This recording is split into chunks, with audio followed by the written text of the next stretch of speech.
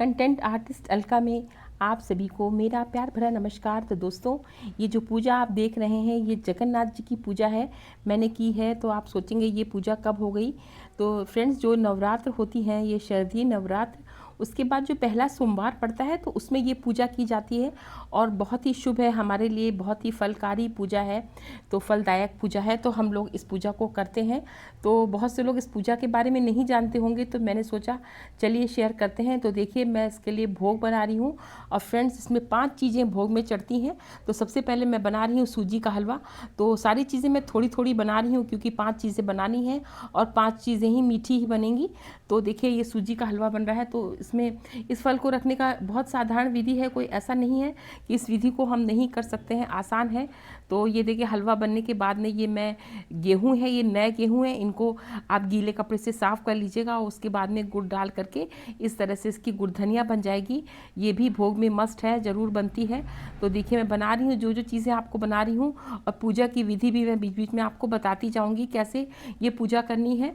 तो देखिए, अब तीसरी चीज़ मैं बना रही हूँ, ये है पुए। तो मीठी पूड़ी है, तो आप इसको चीनी का सिरप बना करके उसमें थोड़ा सा आटे में मोयन डाल करके और ये उससे मीठे वाले पानी से गूंद करके पुए बना सकते हैं। मीठी पूड़ी भी उनको बोलते हैं, पुए भी बोलते हैं। बहुत से लोग जो हैं इसको गुड़ में भी बनाते हैं। तो आपकी जैसी इच्छा हो, आप चाहें तो उसको गुड़ में भी बना सकते हैं, इसमें कोई प्रॉब्लम नहीं होगी। तो ये मेरे बन गए पुए। तो अब मैं बनाऊँगी गुजिया फ्रेंड्स। तो इसमें जो जो चीज़ें मैं बना रही हूँ, ऐसा नहीं कि कुछ भी आप बना लें मीठे में और भोग लगा लें, ऐसा नहीं है। जो चीज़ें मैं बना रही हूँ यही चीज़ें भोग में चढ़ती हैं। तो गुड़धनिया है, पुआ है, हलवा है और गुजिया है, और सबसे लास्ट में बनता है पंचामृत। तो पंचामृत आप जानते ही हैं कि जगन्नाथ जी की पूजा है। ये देखिए, मेरे पुए बन गए। तो जगन्नाथ जी की पूजा है या फिर कृष्ण भगवान की, राम भगवान की, विष्णु भगवान की, इन सब में हमें पंचामृत, लक्ष्मी जी की पंचामृत जरूर चढ़ाना होता है। तो देखिए, अब ये मेरी गुजिया बन रही है। तो फ्रेंड्स, गुजिया आप घर में खोए की बना सकते हैं। अगर घर में खोया नहीं है तो मिल्क पाउडर का बना लीजिए। मिल्क पाउडर भी नहीं है आपके पास में अगर, तो बाज़ार से खोए की मिठाई मंगा लीजिए और उसकी गुजिया बना लीजिए, वो भी बन सकती हैं, कोई प्रॉब्लम नहीं होगी। और ये देखिए, पंचामृत बना लिया मैंने। पंचामृत में आप जानते ही हैं कि देसी घी पड़ता है, दही पड़ता है, शहद पड़ता है, चीनी पड़ती है, 5 मेवा पड़ता है, और आपका जो है तुलसी की पत्ती सभी में, उसमें जो है जितना भी इसमें भोग लगेगा सब में तुलसी की पत्ती जरूर पड़ेगी। 5 चीज़ों में हमें तुलसी की पत्ती जरूर इसमें रखनी है पूजा के लिए, जब भोग लगेगा। तो ये देखिए, मैंने 5 चीज़ें बना ली हैं। तो अब हम पूजा करेंगे। मैं आपको दिखा दूँ, ये पुआ है, ये गुड़धनिया है, ये हमारी गुजिया है, और हमारा जो है ये देखिए हलवा है, और ये पंचामृत है। तो ये सारी चीज़ों का भोग लगेगा। तो पूजा के लिए हमें तैयारी हमने सारी कर ली है। तो मैं बताती हूँ किस तरह से पूजा करनी है। तो हमें जो है अपना, आपके पास में जो है जगन्नाथ जी की, ये देखिए सारी तैयारी है पूजा की। और एक चीज़ बताना मैं भूल गई, तो इसमें जो है कच्चे आम है, कच्ची कैरी जरूर चढ़ती है तो भगवान जी को। और इसको हम सब लोग नहीं मानते, पर हम मानते हैं इस चीज़ को कि जब तक कि जगन्नाथ जी की पूजा करके हम कच्ची कैरी भगवान जी के भोग में नहीं चढ़ा लेंगे, तब तक हम जो है कच्ची कैरी नहीं खाते हैं। तो इसलिए जैसे ही नवरात्र के बाद पहली सोमवार पड़ती है, बाद में भी इस पूजा को करते हैं, लेकिन इसको पूजा को सोमवार में ही करते हैं। तो मैं पहले ही कर लेती हूँ क्योंकि इससे पहले मैं कच्ची कैरी नहीं खाती हूँ। तो देखिए, मैंने कलश रख लिया है। तो कलश में ये जो है आम के पत्ते हैं वो मैंने रख लिए हैं, जरूर रखे जाते हैं कलश। तो आप जानते ही हैं कैसे बनता है। तो सबसे पहले हम कलश की पूजा करेंगे, स्वास्तिक बनाएंगे, उसमें रोली, चंदन, हल्दी और आपका चावल लगेगा, वो लगा देंगे और इसमें फूल चढ़ा देंगे, जैसे कि हम कलश की पूजा करते हैं। उसके बाद में कलश का दीप जो है प्रज्वलित कर देंगे और उसके बाद में हम जगन्नाथ जी की पूजा करेंगे। तो ये देखिए, मैंने सारी चीज़ें लगा दी है और मैं दीपक भी जला दूंगी। कैमरा थोड़ा सा ठीक से नहीं रखा तो आपको दीपक नहीं दिख रहा है, लेकिन मैंने दीपक भी इसमें रखा है और उसको भी जलाया है। तो ये देखिए, फूल मैंने चढ़ा दिया। तो इस तरह से मैंने कलश का पूजन कर लिया। उसके बाद में फिर ये जगन्नाथ जी की पूजा करेंगे। जगन्नाथ जी की पूजा भी वैसे ही होगी, हमें जल चढ़ाना है और इसमें जो है हल्दी, रोली, चंदन, इत्र, सारा कुछ फूल, सब कुछ जगन्नाथ जी पे चढ़ा देना है। और जो आप देख रहे हैं ये बेत रखे हैं, पीछे दिखाई दे रहे हैं आपको, ये पट बेत होते हैं। जगन्नाथ जी जब आप जाते हैं तो वहाँ से मिलते हैं। अगर आप वहाँ आप नहीं गए या आपके घर में कोई गया होगा, ये देखिए उनको भी मैं रोली चंदन लगा दे रही हूँ। आपके घर में कोई गया होगा पहले कभी भी, भी, तो वो लाया होगा तो उसको भी पूजा में रखा जाता है। इस कथा में बताया गया है कि जो जो लोग अपने कष्ट बताते हैं कि जगन्नाथ जी, जब नारद जी जगन्नाथपुरी जाते हैं तो अपने कष्ट बताते हैं कि मुझे ये कष्ट है, मुझे वो कष्ट है। तो जब जगन्नाथ जी के दर्शन करते हैं नारद जी, तो नारद जी को जगन्नाथ जी कहते हैं कि उन्होंने ये पाप किए थे, इस वजह से उनको ये कष्ट है, तो उनके पाप मुक्ति के लिए ऐसा करके ये 5-5 बेत लगाना सबको, तो उनके पापों से मुक्ति मिल जाएगी। तो इस कथा के बाद जब हम पूजा कर लेते हैं, सारी पूजा करने के बाद में फिर जो भी हमारे घर के सदस्य हैं सबको 5-5 बेत ये वाले लगाए जाते हैं।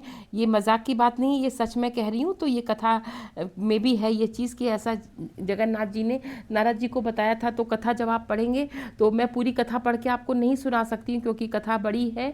तो अगर मैं पूरी कथा आपको सुनाऊंगी तो वीडियो फ्रेंड्स बहुत बड़ा हो जाएगा। और अगर आपको मेरा वीडियो अच्छा लग रहा है और मेरे चैनल पे आप न्यू हैं तो मेरे चैनल को सब्सक्राइब करें, लाइक करें, कमेंट करें और शेयर भी करें, ताकि और लोग भी इस पूजा के बारे में जान पाएँ और इस पूजा का फल की प्राप्ति हो उनको भी। तो इस व्रत को रहने से क्या होता है कि हमारे घर में कभी भी धन धान की कमी नहीं रहती। जगन्नाथ जी की कृपा हमेशा बनी रहती है और हमारे जो पाप होते हैं वो हमेशा के लिए कट जाते हैं। तो देखिए, मैं जगन्नाथ जी को सब कुछ मैंने करके अब ये मैं माला पहना देती हूँ फ्रेंड्स। मैं इसके बारे में बता रही हूँ कि सुबह सुबह इसको व्रत करते हैं और एक टाइम आप जो है इसमें आपको भोजन करना है। सेंधा नमक के साथ में आप आलू की सब्ज़ी बना के, पूड़ी बना के खा सकते हैं, या फिर जो भी प्रसाद है आपका सारा प्रसाद ही ग्रहण कर सकते हैं थोड़ा थोड़ा करके। तो पेट तो भर ही जाएगा क्योंकि ढेर सारा प्रसाद मैंने बनाया है। आप सभी लोग ऐसे ही बनाएंगे। और अगर आप चाहें तो आप जो है अगर आलू पूड़ी भी खा सकते हैं। दिन में आप दूध ले सकते हैं, चाय ले सकते हैं, फ्रूट्स हैं, ड्राई फ्रूट्स हैं, ऐसी चीज़ें भी खा सकते हैं। तो जब तक पूजा नहीं करते तब तक हम खाना भोजन नहीं कर सकते। और पूजा के बाद हम कभी भी पूजा कर लें। पूजा इसकी आप दोपहर में बना के 12 बजे भी कर सकते हैं, 1 बजे भी कर सकते हैं, 2 बजे भी कर सकते हैं, 3 बजे भी कर सकते हैं। जब भी आपका ये सारा प्रसाद बन जाए तो आप इसकी पूजा कर सकते हैं। जैसा पूजा की विधि है तो बस इतना ही करना होता है। और फ्रेंड्स, मैं आपको इम्पॉर्टेंट चीज़ बताना चाहती हूँ कि जो जगन्नाथ जी में पहले तो मैंने आपको बताया ना, कच्ची कैरी चढ़ती है। तो 5 कच्ची कैरी चढ़ती है। इसमें सब कुछ 5 ही 5 चढ़ता है ना। तो ये कच्ची कैरी है, ये मैं 5 चढ़ा देती हूँ। और एक होते हैं, आपने सुना होगा टेसू के फूल। तो टेसू के फूल हमारे इधर तो जब पूजा का टाइम आता है तो पूजा का पूरा सामान लेकर के लेके बैठते हैं फूल वाले। तो उसमें टेसू का फूल रहता है, कुसुम के फूल रहते हैं और गेहूं की 5 नई बालियां होती हैं वो चढ़ती हैं। तो हम खरीद के लाते हैं। ये देखिए, मैंने टेसू के फूल चढ़ा दिए और ये कुसुम के फूल भी चढ़ा दिए। और 5 बालियाँ जो हैं, गेहूँ की 5 बालियाँ हैं, नई बालियाँ होती हैं, तो ये भी चढ़ती हैं। तो ये हमारे जगन्नाथ जी में ज़रूर चढ़ता है। आपको अवेलेबल हो तो आप बिल्कुल चढ़ाइएगा। और अगर इस बार के सोमवार की पूजा नहीं कर पाए हैं, अभी आने वाला सोमवार है उसमें भी पूजा आप कर सकते हैं और उतना ही फल मिलेगा। मैं पहले इसलिए कर लेती हूँ, मैंने बताया ना कि मैं कच्चा आम है, कैरी है, इस तरह का मैं कुछ भी नहीं खा सकती जब तक मैं जगन्नाथ जी को आम को चढ़ा नहीं लेती। और इसमें 5 पुआ हैं, आप रख दिए एक बर्तन में। ये मैंने छोटा बर्तन ले लिया, मैं बर्तन अभी चेंज कर देती हूँ। तो बड़े बर्तन में हम इसको रखेंगे। तो बड़े बर्तन में कर करके इसको 5 पुआ हैं, 5 गुजिया हैं, थोड़ा सा हलवा है, गुड़ धनिया है, सारी चीज़ें रख करके भगवान के सामने भोग के लिए रख देंगे और पंचामृत भी रख देंगे।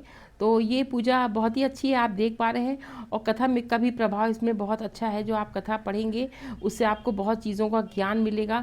बहुत चीज़ें हैं जो आप शायद लाइफ में नहीं करते होंगे, वो करने लगेंगे। क्या क्या चीज़ें हमें नहीं करनी चाहिए।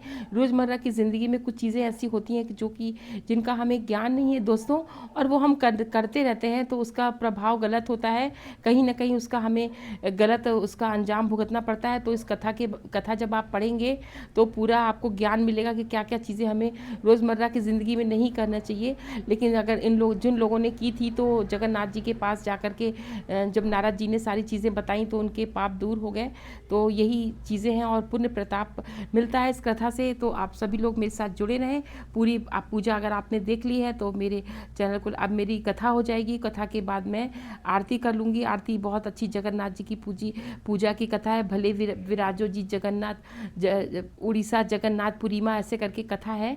तो आप कथा के बाद सॉरी आरती है, तो आरती भी हो जाएगी। पूरी पूजा हो गई है, तो आपको मैंने पूरी पूजा दिखा दी है। अगर आप भी पूजा करना चाहते हैं तो सोमवार को फास्ट रखिए और जगन्नाथ जी का प्रसाद ग्रहण कीजिए पूजा करके।